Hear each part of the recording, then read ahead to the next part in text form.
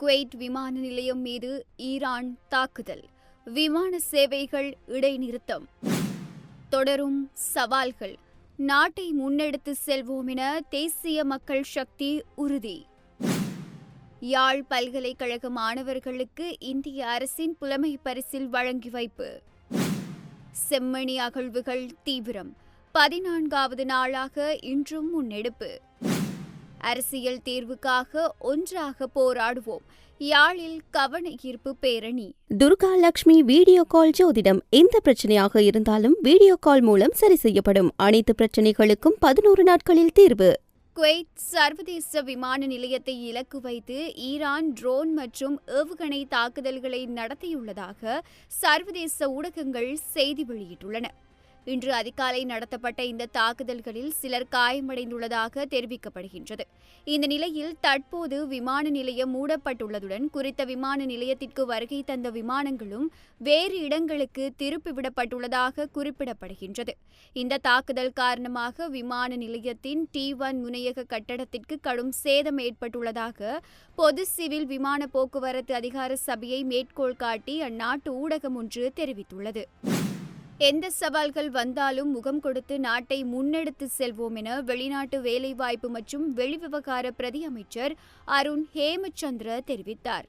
தம்பலகாமத்தில் நேற்று இடம்பெற்ற சமூக சக்தி வேலை திட்டத்தின் அங்குரார்ப்பண நிகழ்வில் கலந்து கொண்டு உரையாற்றும் போதே அவர் இவ்வாறு தெரிவித்தார். இந்த நாட்டை பொறுத்தமட்டில் 1.5 வருடங்களுக்கு முன்னர் பொருளாதார சிக்கல்கள், எரிபொருள் பிரச்சினை, மக்களது வாழ்க்கை சுமை என பல சவால்கள் காணப்பட்டன. ஆனால் இதனை படிப்படியாக மாற்றி நாட்டில் ஊழல், மோசடி, வீண்விரயம் இல்லாத மிகவும் சிறப்பான அரசியல் கலாச்சாரத்தை கொண்ட நாட்டினை ஜனாதிபதி அனுரகுமார திசாநாயக்கவின் தலைமையில் கீழ் கட்டியெழுப்ப நாங்கள் கடமைப்பட்டிருந்தோம். இதனைத் தொடர்ந்து பாரிய டித்வா அனர்த்தத்துக்கும் முகம் கொடுத்திருந்தோம். இதனை மீட்க சிறப்பாக செயற்பட்டிருந்தோம். அதன் பின்னர் மத்திய கிழக்கு நாடுகளில் ஏற்பட்ட சவாலான போர் சூழல் பல மாதங்களாக நீடிக்கிறது. ஹோர்மூஸ் நீரிணை மூடப்பட்டுள்ளதால் நேரடியாகவும் மறைமுகமாகவும் பொருளாதாரத்துக்கு தாக்கத்தை உண்டு பண்ணியுள்ளது என சுட்டிக்காட்டியுள்ளார். யாழ் பல்கலைக்கழக மாணவர்களுக்கு இந்திய அரசின் புலமை பரிசில் வழங்கும் நிகழ்வு யாழ் பல்கலைக்கழகத்தில் இடம்பெற்றது. யாழ்ப்பாணத்திற்கு விஜயம் செய்த இந்திய உயர்ஸ்தானிகர் சந்தோஷ் ஜா மாணவர்களின் கற்றலுக்கு நிதி ஆதாரத்தினை வழங்கும் நோக்கில் யாழ்ப்பாண பல்கலைக்கழக மாணவர்களுக்கு புலமை பரிசிலினை உத்தியோகபூர்வமாக வழங்கி வைத்தார். முதலாம் வருடத்தில் கல்வி கற்கும் அனைத்து பீடங்களையும் சேர்ந்த தெரிவு செய்யப்பட்ட 100 மாணவர்களுக்கான புலமை பரிசிலினை வழங்கி வைத்தார். மாதந்தோறும் 8000 ரூபாய் வீதம் அவர்களின் பல்கலைக்கழக கல்வி நடவடிக்கைகள் நிறைவடையும் வரை இத்தொகை வழங்கப்படவுள்ளது. செம்மணி சித்துப்பாத்தி மனித புதைக்குழி அகழ்வு பணிகள் இன்றைய தினம் 14வது நாளாக யாழ்ப்பாண நீதவான் நீதிமன்ற நீதிவான் எஸ். லெனின்குமார் முன்னிலையில் நடைபெற்றது.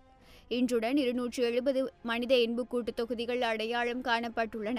அவற்றுள் 266 எலும்பு எச்சங்கள் துப்புரவாக்கப்பட்டு அடையாளமிடப்பட்டு அகழ்ந்தெடுக்கப்பட்டு நீதிமன்றத்தின் கட்டுக்காவலில் ஒப்படைக்கப்பட்டுள்ளது. இவற்றுள் 257, 258 என அடையாளம் காணப்பட்ட எண்பு தொகுதியானது சிறுவர்களினுடைய எண்பு தொகுதிகளாக அடையாளம் காணப்பட்டுள்ளன. ருகுணு பல்கலைக்கழக மாணவர்களின் உதவியுடன் அகழ்வு பணி மேலும் விஸ்தரிக்கப்பட்டுள்ளது.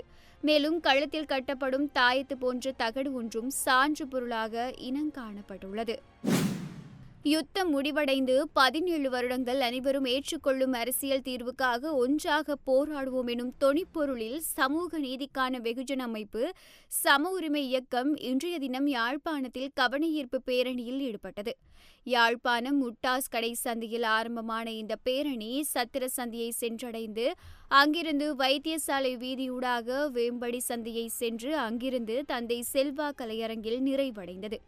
இந்த பேரணியில் புதிய ஜனநாயக மார்க்சலனின் கட்சி, சம உரிமை இயக்கம் ஆகியன இணைந்திருந்த இந்திரானந்த டி சில்வா, புகுது ஜெயக்கொட, காணாமல் போனவர்களின் உறவினர்கள் என பலர் கலந்து கொண்டிருந்தனர். துர்கா லட்சுமி வீடியோ கால் ஜோதிடம். எந்த பிரச்சனையாக இருந்தாலும் வீடியோ கால் மூலம் சரி செய்யப்படும். அனைத்து பிரச்சனைகளுக்கும் 11 நாட்களில் தீர்வு.